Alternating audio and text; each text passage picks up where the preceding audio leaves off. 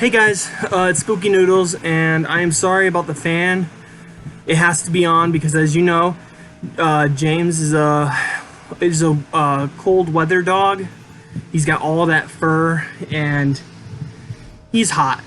He's very hot, so I have to leave my fan on, or else it's gonna get sweaty hot in here, and we can't have it like that because it's too much on James. So yeah, I'm gonna leave the fan on for this video. I apologize in advance if you can't hear me well. If you can't hear me, I probably won't post this, but if I can hear myself in the video, then I'll post it. So, but anyways, this is a book haul or a book mail or a garage sale. I don't know. I found 3 books at a garage sale and got 1 book in a book mail. So I'm just gonna label this book mail, and yeah. But first we got, I'm just jumping right into it. Louis L'Amour's The Iron Marshal. I found this at a garage sale. It was free, so I was like, I have to get it. I mean, it's free, for crying out loud. I mean, it doesn't get much better than free. And it is, let's see here, how many pages is this? 241 pages. So it's not a bad sized book. There's the guy on the back. You probably can't see it, but yeah. I'll read the synopsis real quick. Or actually, is there even a synopsis? It sounds like it's about a sheriff, you know, or a marshal, I should say.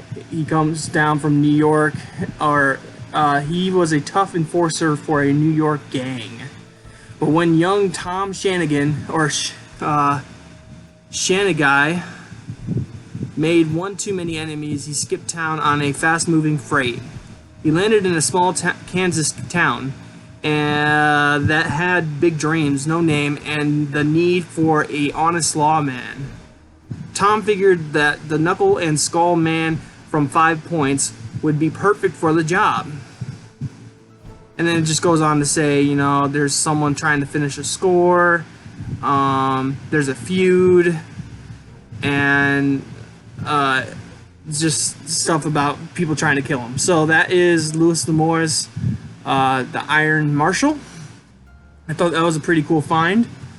And they all got these like receipts in them. I don't know why, but gotta get rid of that. This one is called Last Stand at what does that say? Saber River? Yeah, Saber River.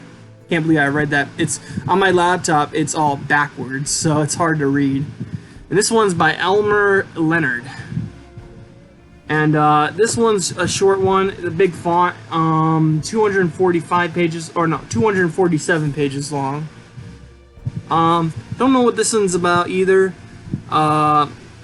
Mom picked it up and was like, it's free, so why not? So, 2 brothers, union men, have claimed his spread, and they're not about to give it back, leaving Cable and his family no place to settle in peace.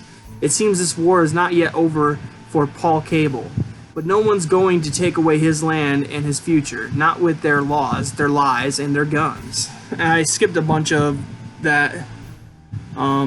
Something about Paul Cable and moving to Arizona. So, yeah, it sounds really interesting. I think this one's cooler, though. And then the last one we have here that I got for free at a garage sale is Louis L'Amour's The Outlaws of Mesquite. Yeah. That's a pretty dope cover. It's kind of funny, too. But it's really kind of cool. He looks like he's falling down and he's got his gun out ready to shoot. Don't know what this book is about. Let's see here.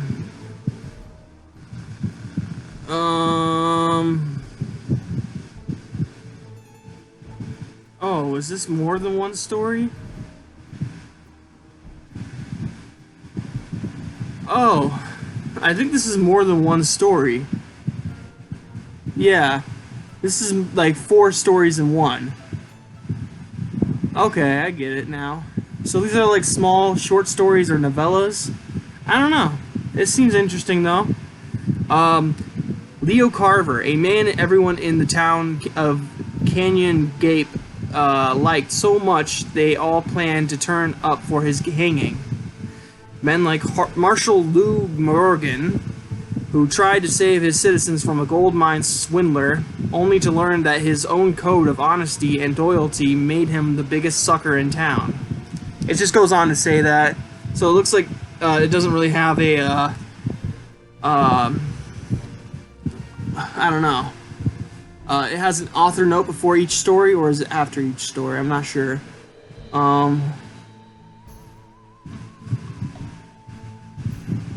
But yeah, it's in great condition too, so I thought this was pretty neat. Doesn't smell bad. But yeah. And then last but not least, we have a horror western, which is awesome because all these books have been westerns. I got them all free at a garage sale that I didn't want to go to.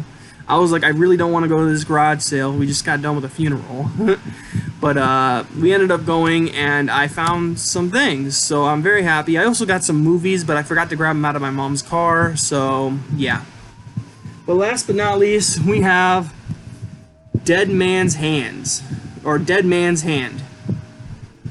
This is an anthology of the Weird West, and this is edited by John Joseph Adams. And I have no idea who's in it. Orson Scott Card, he's a science fiction writer. Hugh Howey, Tad Williams, Kelly Armstrong, Joe R. Lansdale, big name right there, Elizabeth Bear, Alastair Reynolds, Shannon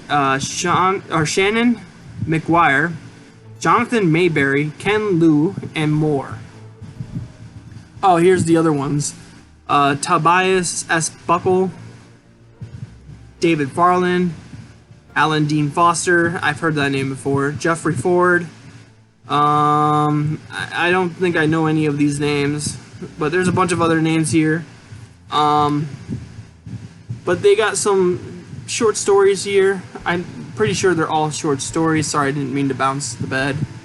It looks like Joe R. Lansdale's is like the first story here, I think.